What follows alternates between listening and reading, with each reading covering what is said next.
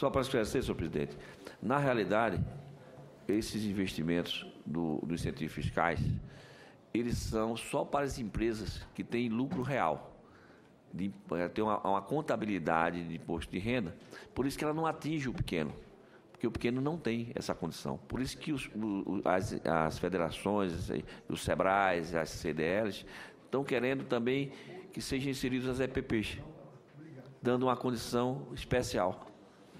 Doutor Márcio, eu sou da base do governo, nós dois somos da base do governo. Nós estamos aqui para...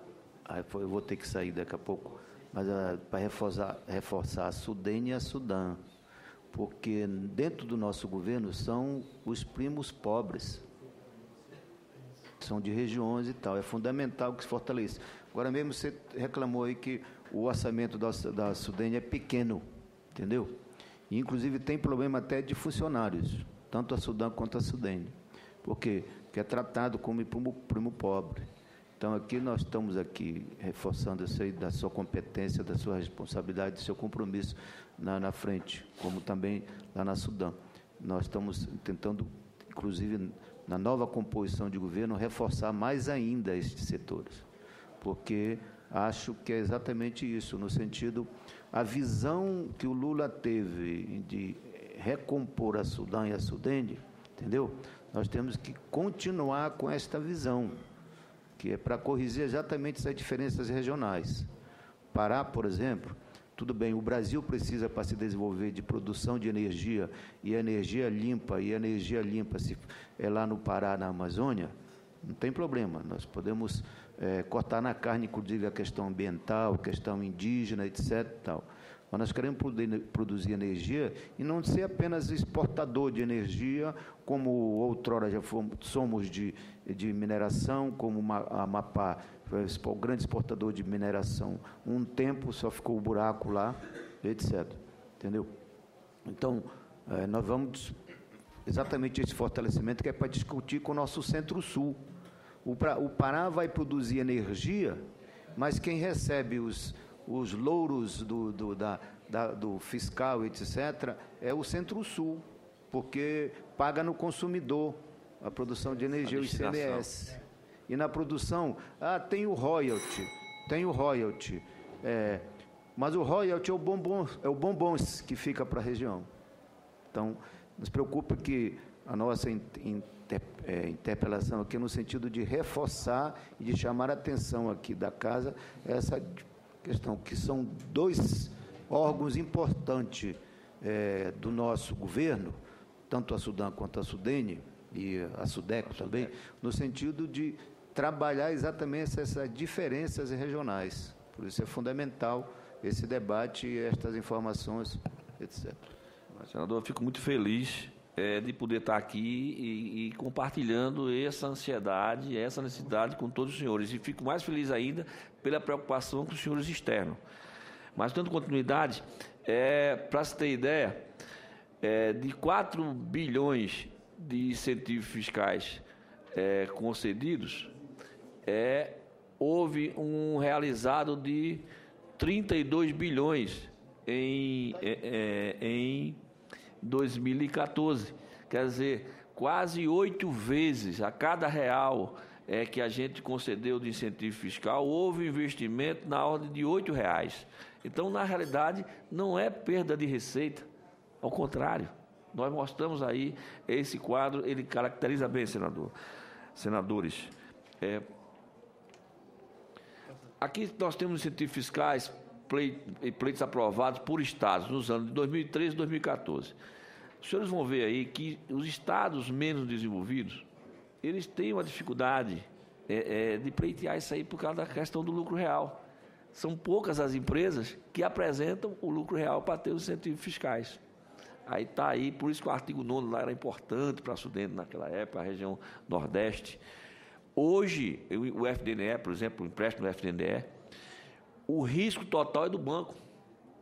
O banco operador é quem corre o risco da operação, não é mais a Sudene, não é mais o Tesouro Nacional. Então, era um empréstimo que podia ser alavancado de forma maior. Mas aí está os incentivos fiscais e os investimentos gerados e declarados pelas empresas. 2013 foram 27 milhões e 2014, 32.942. Esses foram os investimentos decorrentes dos incentivos fiscais concedidos através da Sudene. Projetos estruturadores para o desenvolvimento sustentável.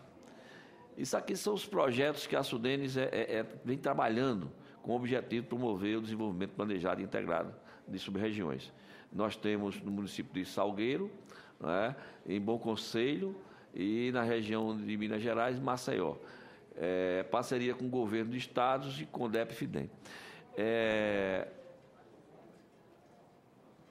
Esses convênios, voltando para o realizado anterior, eles permitem que a gente faça transferência de recursos para que esses estados, esses municípios façam o desenvolvimento regional naquela região especificamente acontecer de acordo com o planejado pelo município e pela Sudene, dentro dos programas que atendem através da nossa equipe de planejamento, da diretoria de planejamento. Isso aqui é uma questão das PPPs, onde a gente está vislumbrando fazer toda a integração de trem de passageiros por toda a região costeira nordestina. Nós fizemos um termo de cooperação com a NTT, a Sudene designou os servidores que, junto com a NTT, estão fazendo esses estudos. Isso aí a gente tem que fazer, um estudo do plano entre Pernambuco e a Paraíba, porque é uma região que está com a Fiat, isso faz com que aconteça mais rápido. Vamos descentralizar recursos para a Universidade de Minas, que vai fazer esses estudos desse planejamento, e a gente quer que o governo federal abra as concessões, como vem fazendo em outras regiões, e faça as PPPs. Para a PPP, o que vai acontecer? A gente vai poder fazer com que as empresas que assim o façam o estudo de custo, de obra, de planejamento objetivo, e toda a estruturação de qual veículo é mais atual, qual aquele que atende a velocidade que deve ser comportada, o traçado dessa rodovia. Isso é um sonho aí do trem da Costa Dourada. Inclusive, recebemos lá na Sudene o secretário de Turismo do Rio Grande do Norte e iremos ter uma audiência com o governador para tratar dessa matéria. A malha aérea regional foi também a Sudene iniciou esse trabalho, viabilizar a ligação aérea entre todas as cidades com lideranças nas micro-regiões do Nordeste. A gente assinou um termo de cooperação com a CTI, a gente fez várias parcerias com a Secretaria de Turismo de Governos Estaduais, empresas aéreas, Infraero, BNDE, BNDES, ANAC. Senador, muito obrigado. E o que é que acontece? Quando nós começamos a entender e viabilizar, essa matéria veio para o gabinete do Presidente da República, foi tirado da Sudene. Então, eu vi ainda há poucos dias na imprensa a concessão de um aeroporto na Bahia. Ora, o que nós queríamos era uma integração entre cidades, tanto numa aviação intermunicipal como interestadual nas regiões do interior. Uma aviação realmente regional, para que atendesse uma malha aérea regional. Então, fica aqui registrado que a Sudene pretende não se ausentar desse processo e provocar o próprio Gabinete Civil para que ele e o Ministério da Integração, para que eles venham a colocar isso na pauta, porque é uma coisa que vai gerar conforto e desenvolvimento regional.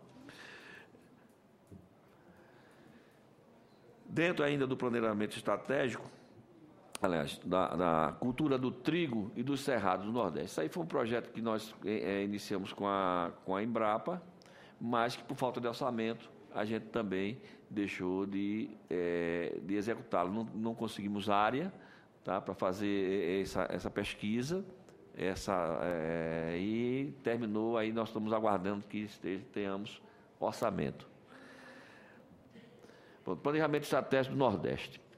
Então, objetivo, planejamento energético do Nordeste. Montar sistema estruturado na coleta e tratamento de informações relativas ao balanço energético da região Nordeste. É planejar o desenvolvimento com uma energia renovável. Aí nós temos eólica, nós temos fotovoltaica. A gente participa dos estudos da OPS, que é uma nova película que vai ser colocada em prédios, vai ser colocada em teto de carro, que vai gerar energia e é uma tecnologia que o Brasil está dominando. Até por causa do silício das atuais placas de energia fotovoltaica, que o Brasil ainda não tem um domínio sobre como não poluir o meio ambiente. Então, essa é uma nova tecnologia que a gente está fazendo isso aí. Isso aqui, a gente está um custo estimado de R$400 mil. A gente tem já a Universidade Federal da Paraíba tratando isso aí, e a gente está tratando com o governo do Estado, dos estados. O programa de pesquisa e desenvolvimento tecnológico e competitividade para o Nordeste, o PPDTC. Então, no estágio atual está a assinatura de termo de cooperação, SUDENE, Universidade de Pernambuco, Rio Grande do Norte, Paraíba, aguardando, senadores, orçamento. Então, a gente tem toda essa gama de informações para ser tratadas, mas a gente sempre carece, esbarra na questão orçamentária. Programa Água para Todos.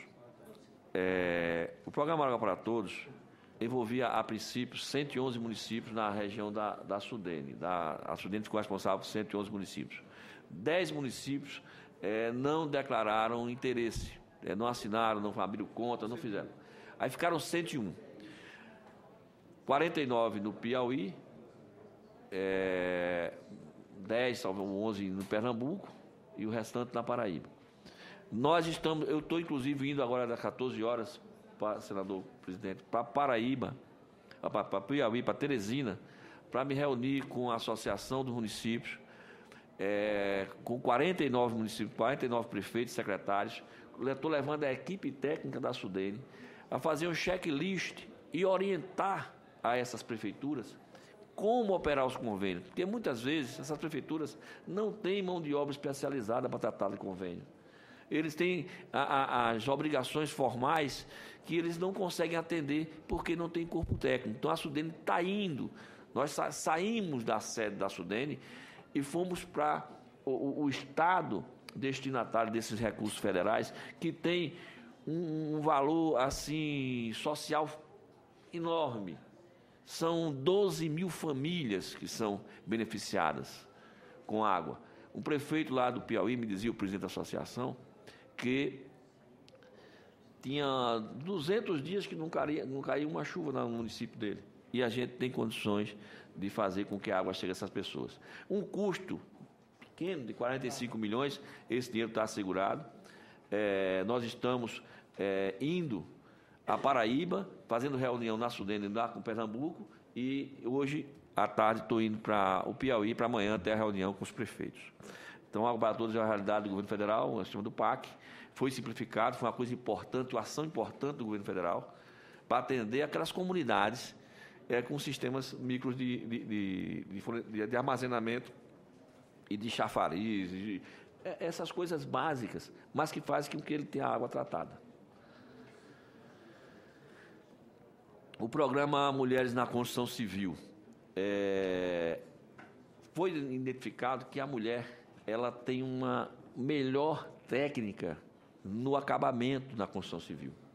Então, a SUDENE, através do programa do governo federal, fez esses convênios com a Paraíba e com o município de Maceió,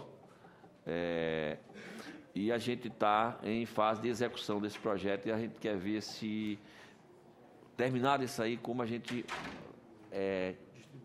fazer uma nova fase, atingindo mais capitais, mais municípios até pequenos, de médio e pequeno porte, para atender uma qualificação profissional e gerando uma melhor qualidade de mão de obra dentro da construção civil. O PROCONDEL é a preservação e disponibilização do acervo produzido pelo Conselho Deliberativo da SUDENE, compreendendo o período de 1959 a 2000. Isso é um levantamento da história da SUDENE. Os senhores e as senhoras não imaginam que eu não sou da SUDENE, eu sou fiscal de tributos de Alagoas, estou à disposição da SUDENE hoje. Estou dentro de períodos aí conturbados, 9 meses. E quando eu vi, eu gostaria até, se fosse possível, a gente apresentar aí o primeiro documento gerado na primeira ata do CONDEL da SUDENE.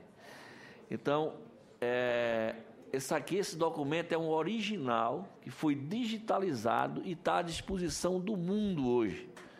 Então, é uma ata da primeira reunião do CONDEL. Então, o Brasil é um país que não gosta muito de ver a sua história, mas a gente está tentando fazer despertar em outras instituições do governo federal esse resgate da história. Então, nós temos lá digitalizado já o período de 1959 até 2000. E, por favor, volta o quadro anterior. Isso aí os senhores podem acessar através do próprio site da SUDENE, tem lá o ícone PROCONDEL, ou acessar direto no PROCONDEL através da internet. Então, isso aí é um resgate.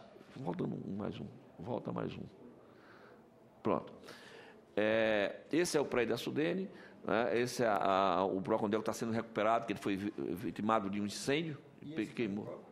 Esse prédio aí hoje é da SPU, e a SUDENE faz parte de um condomínio de várias instituições do governo federal, que a gente está trabalhando lá arduamente para ver como é que recupera esse prédio. É uma luta terrível, senador. O objetivo é digitalização e disponibilização do acervo textual produzido pelo CONDEL entre 59 e 2000, além do acervo de áudio e coleta de depoimentos. Nós já temos depoimentos de pessoas importantes. Nós temos fala de Celso Furtado, que foi gravado em áudio, e a gente já conseguiu recuperar essas fitas. Graças, eu quero registrar aqui. A Mirna, que guardou esses documentos, porque se ela tivesse lá no CONDEL, que pegou o incêndio, nós tínhamos perdido todo esse acervo. Então, nós estamos digitalizando.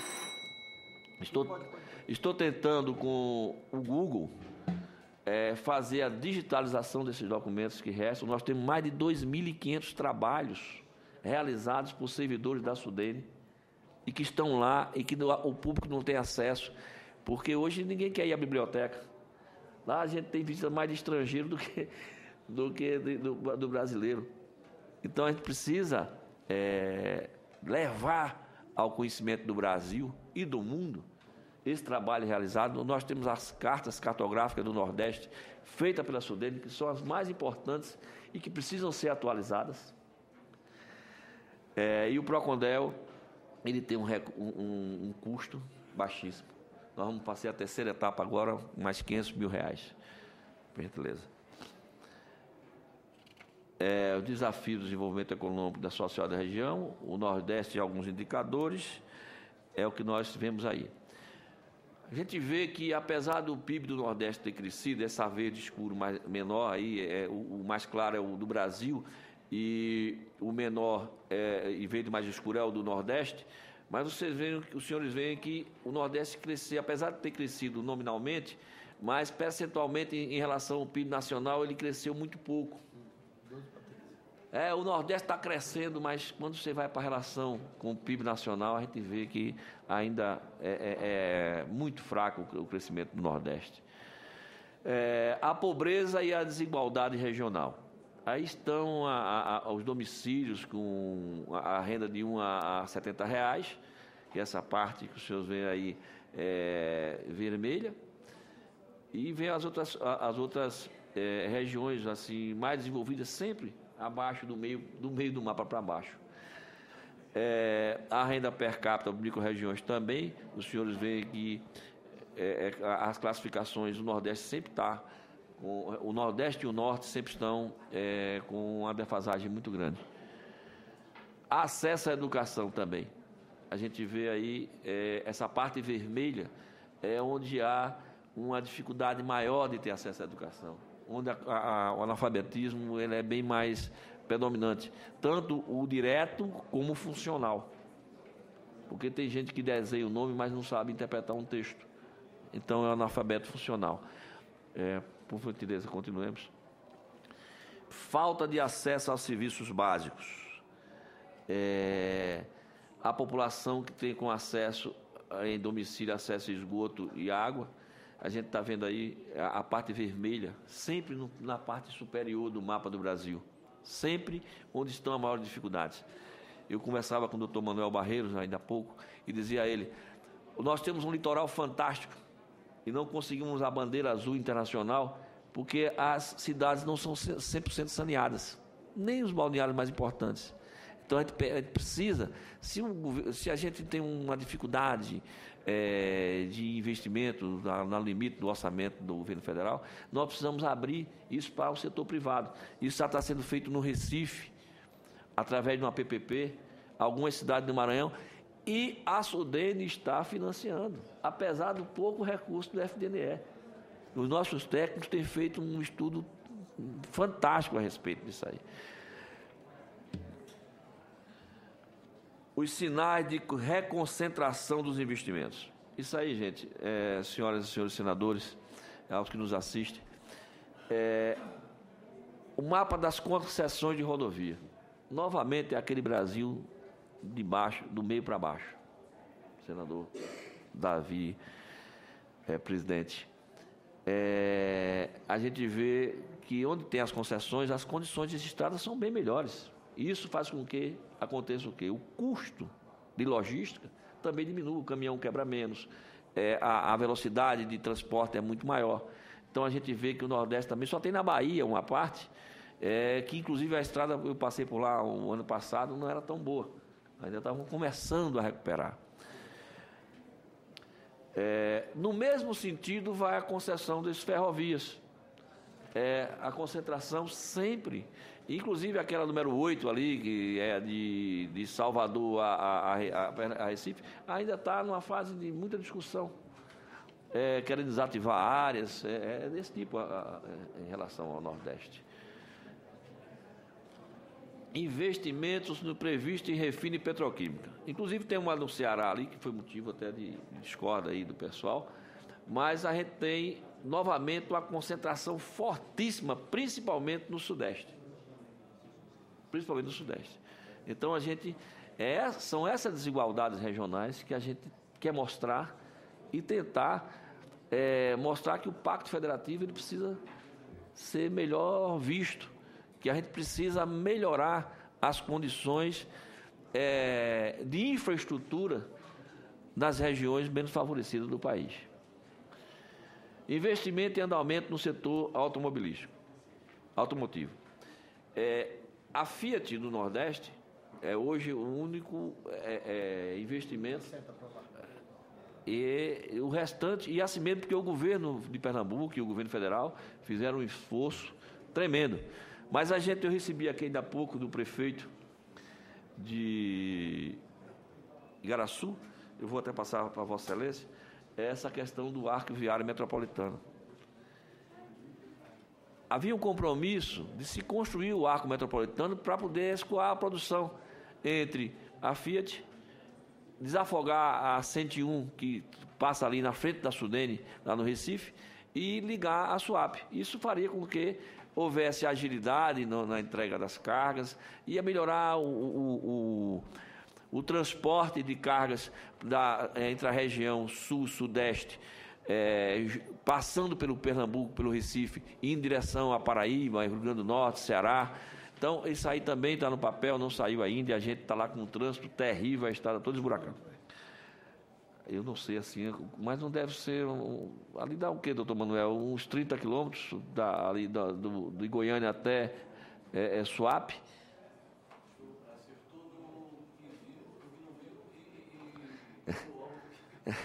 Mais ou menos isso. Pronto, errei por 2.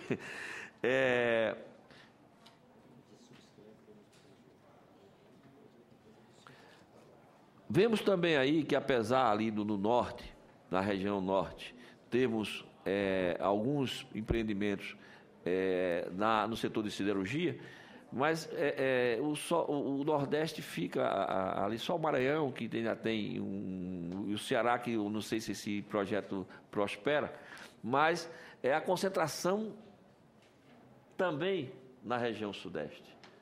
Então, a gente vê assim, como a gente fica sem condições de competir, porque não temos infraestrutura. Nós temos que ter infraestrutura para que essas empresas se instalem na região Nordeste. E ver as vocações regionais.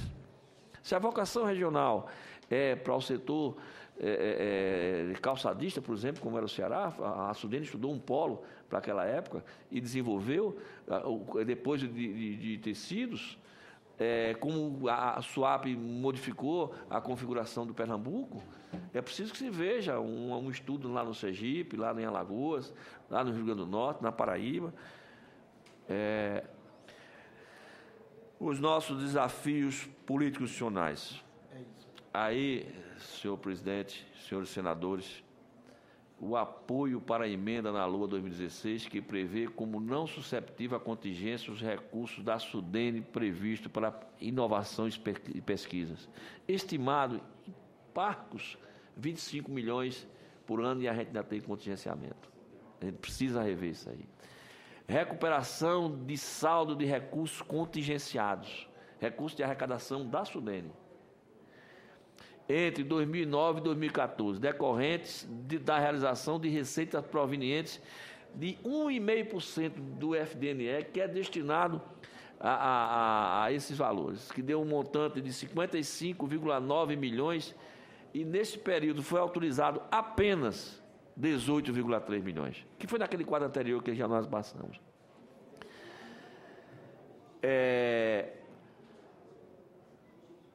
Com resistência sempre de acatamento pelo Ministério do Planejamento por falta de recursos.